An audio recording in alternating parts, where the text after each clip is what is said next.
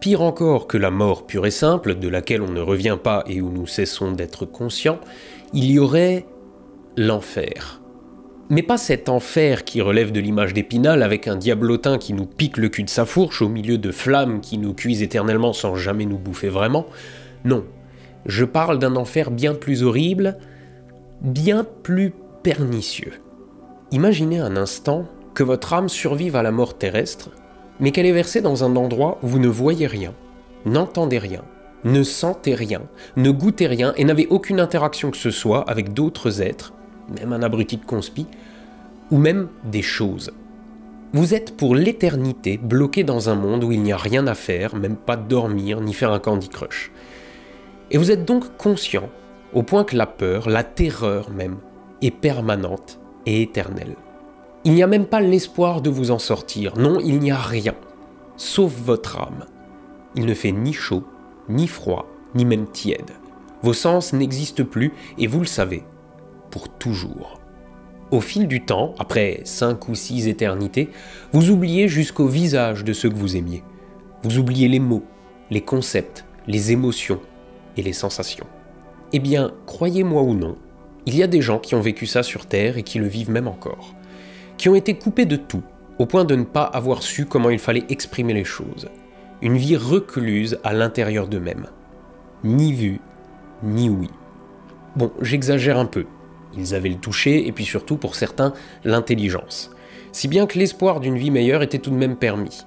Et la plus célèbre d'entre ces personnes, qui ne se sera donc jamais complue dans l'isolement, c'est Helen Keller.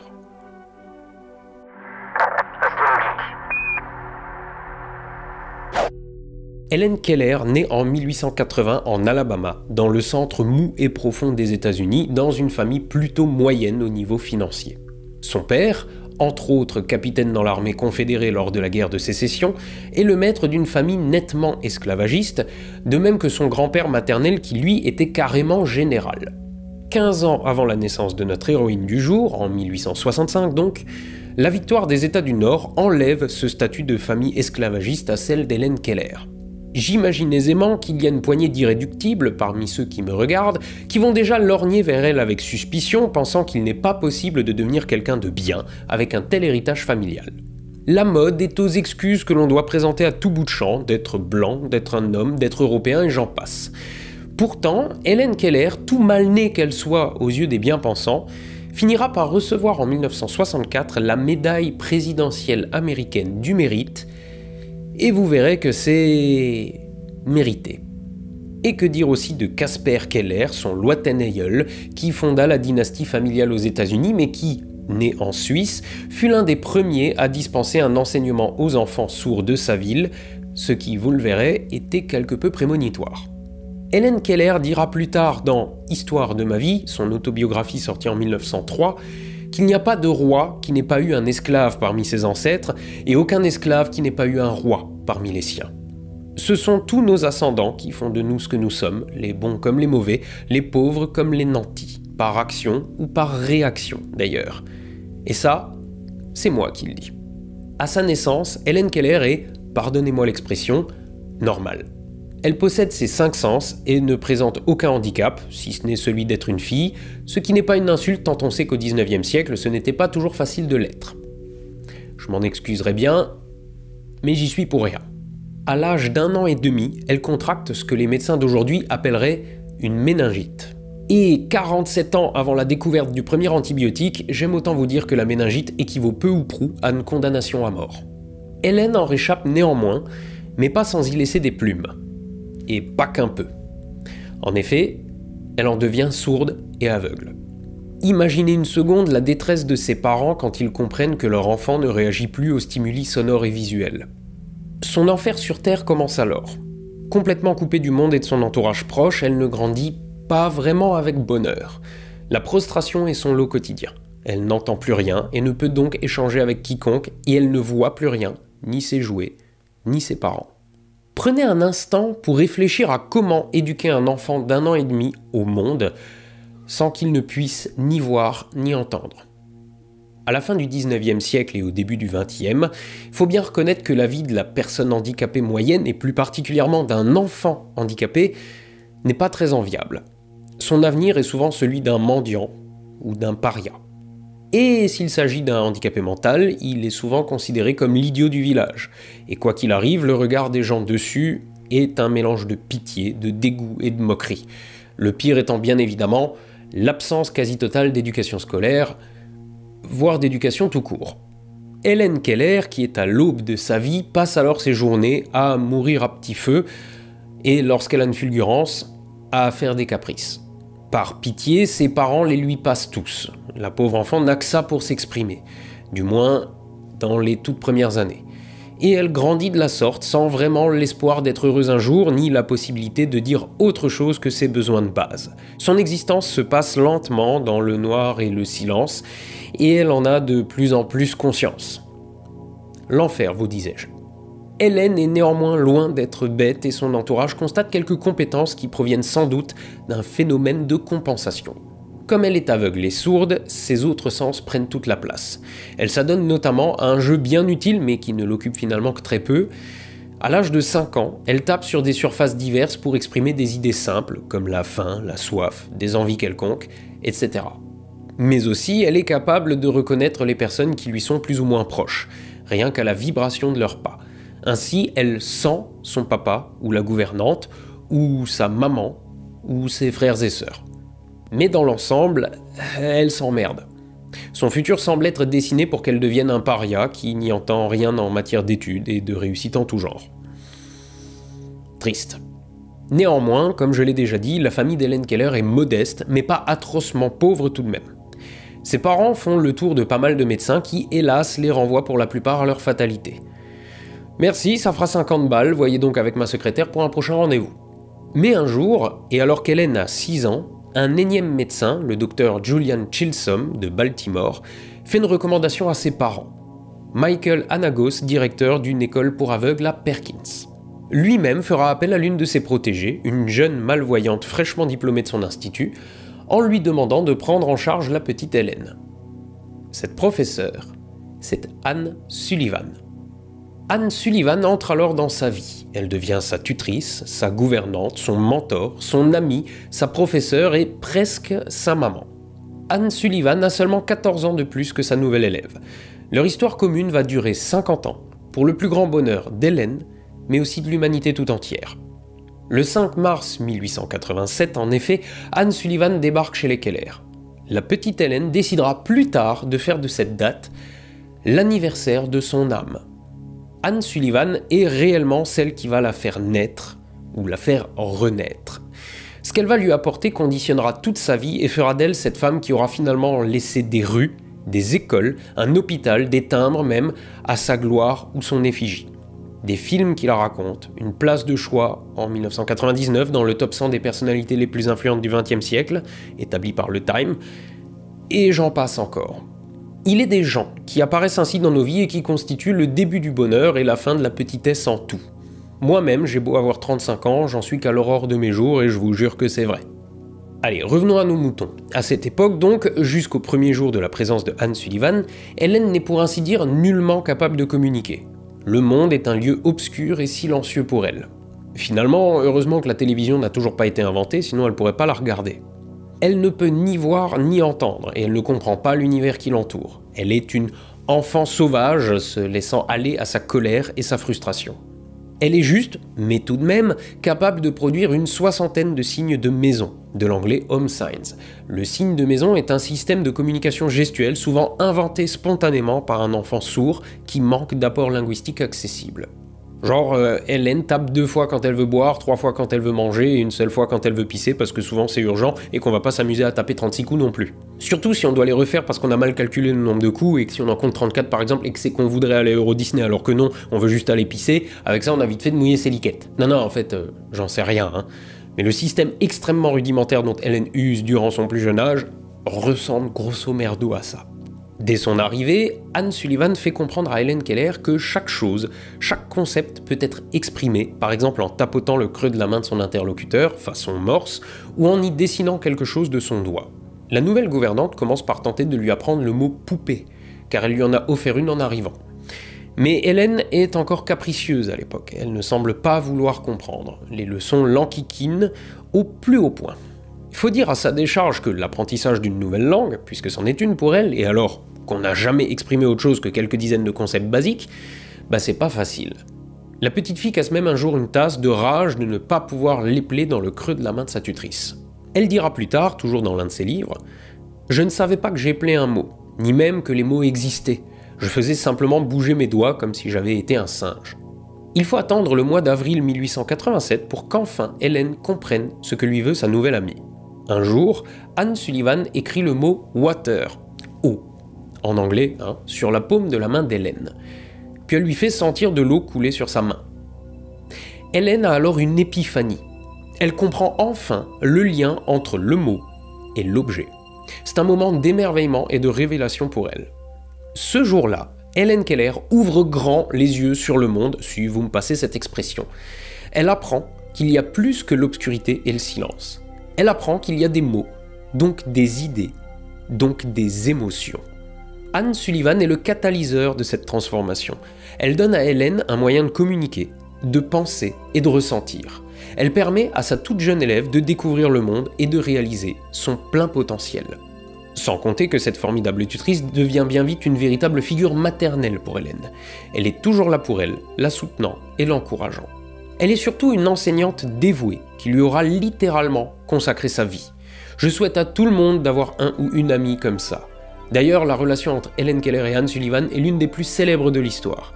Les deux femmes étaient liées par un amour et un respect profond. À partir de ce jour de 1887, Hélène progresse rapidement. Elle apprend à lire en braille ou en touchant les lèvres des gens, à écrire et même, croyez-le ou non, à parler. En 6 mois, l'institutrice lui apprend 575 mots et quelques tables de multiplication. Hélène est infatigable face à cette révélation. Elle veut tout lire, tout comprendre, tout voir. Elle devient une jeune fille brillante et passionnée. En 1890, puisque maintenant elle peut découvrir le monde, elle est inscrite à l'Institut Perkins pour les aveugles. Dans cette école, où elle entre à l'âge de 10 ans et dont elle sortira à 16, elle suit un programme d'études complet qui comprend des cours de lecture, d'écriture, de mathématiques, d'histoire, de sciences et de littérature. Elle y apprend plus profondément le braille et le système complet de communication tactile initié par Anne Sullivan. Inutile de dire qu'elle est une élève brillante et dévouée. Elle obtient son diplôme en 1896, les doigts dans le nez, qu'elle a faim. Hélène Keller entre ensuite au Radcliffe College, qui n'est pas celui d'Harry Potter, je sais pas si vous l'avez, devenant ainsi la première personne sourde et aveugle à être admise dans une université. Elle obtient son diplôme en 1904 en littérature anglaise. Elle a alors 24 ans. Elle commence à faire parler d'elle, au point qu'elle rencontre certaines personnalités de l'époque, dont l'inénarrable Mark Twain. Mark Twain, c'est celui qui a dit « Ils savaient pas que c'était impossible, alors ils l'ont fait ». Mais aussi « La gentillesse et le langage qu'un sourd peut entendre et qu'un aveugle peut voir ». On ne sait pas si ces deux citations ont été écrites après sa rencontre avec la jeune femme, mais ça pourrait bien coller. Plus tard, elle sera une amie proche de Charlie Chaplin, en plus d'être clairement socialiste, ce qui lui vaudra d'être soupçonnée de communisme durant les grandes heures du maccarthisme. Bref, elle entre un peu dans les cénacles mondains, non par souci de paraître, mais dans le but de porter sa voix et ses combats jusque tout qui veut l'entendre. En 1903, Hélène Keller sort son autobiographie, à 23 ans seulement, comme une vulgaire influenceuse moderne qui a à peine vécu, mais qui veut le dire à la face du monde. À la différence qu'Hélène Keller a déjà énormément de choses à raconter. L'histoire de ma vie est un récit poignant et inspirant de son enfance et de sa jeunesse. Le livre est divisé en 3 parties. La première raconte son enfance handicapée. Elle y décrit son monde intérieur, son incompréhension du monde qui l'entoure et sa frustration face à son handicap. La deuxième raconte évidemment son arrivée à l'Institut Perkins et son apprentissage du langage. Elle y décrit la rencontre avec Anne Sullivan. La troisième partie raconte la jeune adulte qu'elle est alors et sa lutte pour s'intégrer dans la société. Elle décrit ses voyages, ses conférences et son activisme politique. Car oui, nous allons voir, contrairement à elle, ça va, tout ce qu'elle a accompli. En attendant, son autobiographie est également une leçon de philosophie. Hélène Keller nous y enseigne que le handicap n'est pas une fatalité, ce qui est une première pour l'époque. Il est possible de le surmonter et de vivre une vie pleine et accomplie. On peut le dire, Hélène Keller est passée quelque part de l'enfer au paradis. En lisant ce bouquin, on constate que sa volonté est incroyable et qu'elle semble pouvoir tout surmonter tout en étant au service de la communauté. N'ayons pas peur des mots, elle inspire à vivre ses rêves et à ne jamais abandonner. Helen Keller tombe amoureuse, vers 1910, de Peter Fagan, un jeune reporter du Herald Tribune. Elle veut même s'enfuir avec lui, mais vous savez ce que c'est, sa famille s'oppose farouchement à cette idylle. Elle renonce, d'autant qu'en tentant de s'enfuir, justement, elle se cogne au montant de la porte d'entrée, ce qui la décourage quelque peu. Oh, ça va, hein, on peut rire quand même, non? En 1915, exemptée d'aller faire la guerre en Europe, allez savoir pourquoi, elle sort son deuxième livre, intitulé « De l'ombre à la lumière ». Il s'agit cette fois d'un recueil d'essais, d'articles et de conférences qui abordent des sujets tels que la religion, la politique, la société et les droits des personnes handicapées. Keller y défend ses convictions avec passion. Elle montre que, malgré sa déficience visuelle et auditive, elle est une femme cultivée et engagée qui a beaucoup à offrir au monde. À lire d'urgence du coup, vraiment. Helen Keller voyage également dans le monde entier dès ses 20 ans, à la fois pour le plaisir et pour sa carrière d'activiste. Elle visite plus de 30 pays, dont la France, l'Italie, l'Allemagne, l'Angleterre, l'Égypte, l'Inde et le Japon. Ces voyages lui permettent de découvrir de nouvelles cultures et de rencontrer des gens de tous horizons. Elle semble impressionnée par la diversité du monde et par la bonté des gens qu'elle y rencontre. Elle garde bien entendu à l'esprit d'observer comment les personnes handicapées vivent dans les autres cultures, et le moins qu'on puisse dire, c'est que le tableau est pitoyable et la tâche incommensurable. Elle est le témoin de la discrimination systémique et généralisée et de la pauvreté auxquelles sont confrontées de nombreuses personnes diversement handicapées. Ces voyages renforcent sa détermination à lutter pour leurs droits. Elle utilise alors sa voix, parce que oui, même aveugle et sourde, elle sait parler, pour sensibiliser le public à ces questions et pour faire pression sur les gouvernements pour qu'ils prennent des mesures. Je rappelle que l'époque est plutôt dans les dictatures à ferme-la et dans les démocraties à cause toujours. La tâche, comme je l'ai dit, est énorme. Tout est à faire en matière de droits sociaux des personnes handicapées, et ce, sur la planète entière. En 1919, elle voyage en Europe pour donner des conférences sur la paix et la justice sociale. Bon, si ça se trouve, les salles sont vides ou alors les gens dorment, hein. Helen Keller n'en sait trop rien, et nous non plus d'ailleurs, ça n'a pas été filmé. Plus sérieusement, elle parvient à rencontrer le président français Raymond Poincaré et le roi George V d'Angleterre. En 1921, c'est carrément le Mahatma Gandhi qu'elle part rencontrer en Inde. Elle est inspirée par son travail pour la justice sociale et la non-violence. Mais, en 1936, Anne Sullivan, déjà bien malade et diminuée depuis des années, meurt après un coma dû à un infarctus du myocarde, avec Helen à ses côtés, lui tenant la main. Polly Thompson, une jeune écossaise qui avait déjà pris la relève d'Anne dans certaines tâches, devient alors l'auxiliaire d'Helen. En 1937, elle visite l'URSS pour voir comment les personnes handicapées sont traitées.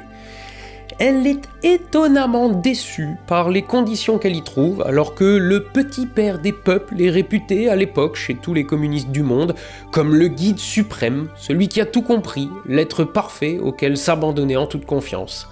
Et puis pas méchant pour un sou, hein. Non, vraiment, c'est étonnant.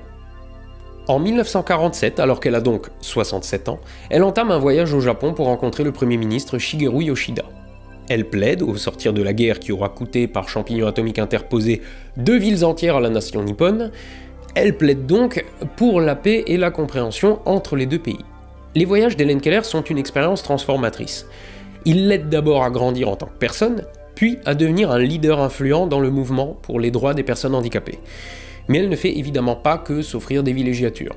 En parallèle de ces nombreux voyages, Helen Keller fonde en 1920 la Helen Keller International, une organisation qui lutte contre la cécité et la surdité dans le monde, ainsi que l'ACLU qui, elle, lutte contre les différences. Les deux existent encore aujourd'hui. Helen Keller lève des fonds en jouant sur la corde sensible de tous les riches de son pays, mais pas que. Et elle démocratise le braille dans le monde entier. Sur Terre, des milliers d'enfants peuvent lui dire merci de son vivant. Et des millions peuvent lui dire merci aujourd'hui si on tient compte de l'œuvre qui lui a survécu. Politiquement, elle se revendique du socialisme, c'est-à-dire à l'époque, du progressisme social et humain. Elle défend le droit de vote des femmes, l'accès à la contraception, le droit des ouvriers et même le droit à l'avortement. Elle n'est cependant pas de ces féministes qui détestent les hommes. Ce qui l'intéresse, c'est la défense de toutes les personnes en situation de faiblesse, indépendamment des groupes auxquels ces personnes appartiennent.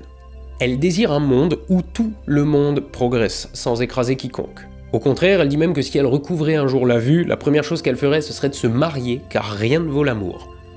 Et bien sûr, elle continue à écrire. Elle commettra de toute sa vie une 12aine de livres qui sont un condensé de bons sentiments et d'empathie.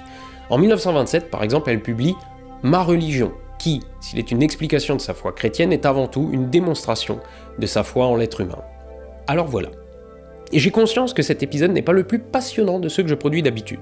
Aucune bombe n'y a explosé, aucune étoile n'y a brillé, quoique, ou n'a télescopé une autre, aucun individu n'y a commis une erreur au point de frôler la fin du monde, aucun avion n'a manqué de s'écraser sur une ville quelconque, et pourtant, j'avais quand même envie de souffler à Gontran d'écrire sur ce sujet. C'est juste l'histoire d'une femme qui nous montre encore aujourd'hui que nous avons bien tort de nous plaindre lorsque nous nous cognons le petit orteil contre le pied de la table du salon, lorsqu'un abruti nous met un tweet bien profond, ou lorsque notre frigo est vide. Nous nous créons clairement nos propres handicaps, alors que nous avons toutes les armes pour éradiquer tous ceux de la planète. Au contraire. Certes, Helen Keller ne nous reproche rien, mais elle montre par l'exemple que le bonheur est bien plus proche de nous qu'il ne l'était de sa vie. Elle a certes eu de la chance en rencontrant des gens géniaux et bons, mais elle a aussi fait en sorte de se libérer de son enfer. Et pour rompre des chaînes, quoi de mieux que la connaissance ? Helen Keller a voulu tout savoir, tout connaître, comme si sa vie en dépendait, comme si faire autrement allait la replonger illico dans le noir et le silence. En 1961, Helen Keller est invitée à la Maison-Blanche par le président Kennedy, et en 1964, son successeur, le président Johnson, lui décerne donc la médaille présidentielle du mérite. Ce n'est jamais que le 9e président américain qu'elle rencontre. Une photo célèbre la montre en train de toucher le visage de Dwight Eisenhower pour y lire ce qu'il raconte. Rien ne la retenait dans son désir de changer le monde afin de sortir tous les enfants du noir et du silence. Helen Keller s'éteint à Arkan Ridge, dans le Connecticut, le 30 juin 1968, soit le jour même de la naissance de Jason Donovan, ce chanteur bellâtre australien, sans que les deux événements ne soient nullement liés. Je ne sais pas pourquoi je le mentionne d'ailleurs. Helen Keller est une véritable inspiration pour le monde entier. Elle est un symbole de courage, de détermination et de résilience. Elle est la preuve que rien n'est impossible, même pour les personnes gravement handicapées. Elle a combattu, plaidé, défendu, appris et surtout, elle a montré l'exemple. Elle a laissé un héritage indélébile, bien que beaucoup de ses documents aient été détruits, et oui, dans les attentats du 11 septembre 2001. Mais on parle bien sûr ici de ce qu'elle a laissé dans les consciences et en matière d'évolution positive de la société. Elle a contribué à faire changer la perception du monde sur les personnes handicapées, même après sa mort. Nous qui sommes, somme toute, normaux, on ne peut pas vraiment se rendre compte de ce qu'elle a laissé. Mais d'avoir inspiré des millions de personnes à travers le monde à se battre pour leurs droits mérite déjà toutes les médailles du monde. Levez les yeux, ça va. Au ciel, soyez astronogeek. Et à la revoyure.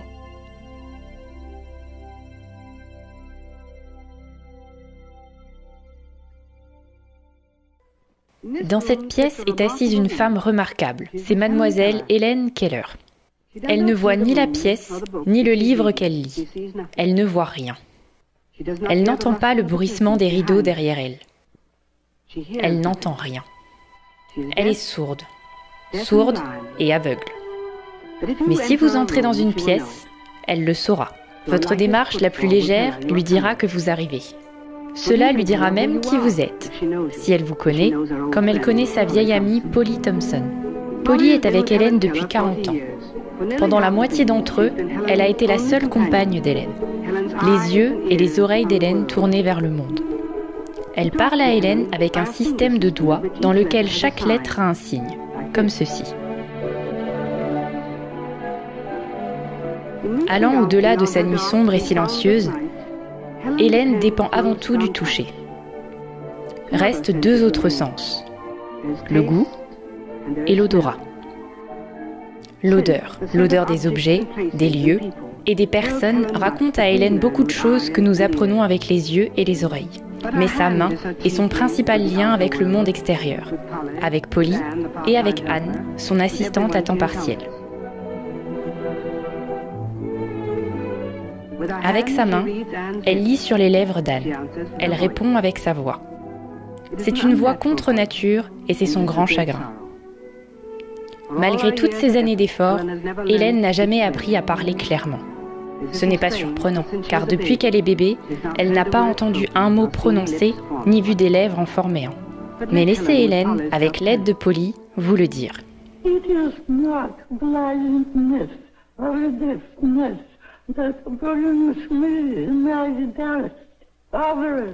Ce n'est pas la cécité ou la surdité qui m'apporte mes heures les plus sombres.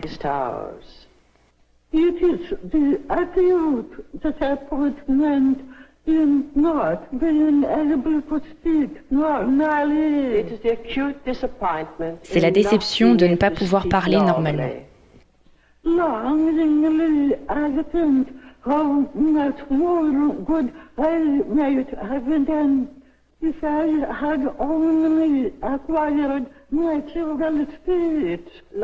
Avec envie, je ressens combien j'aurais pu faire beaucoup plus de bien si seulement j'avais acquis une diction normale.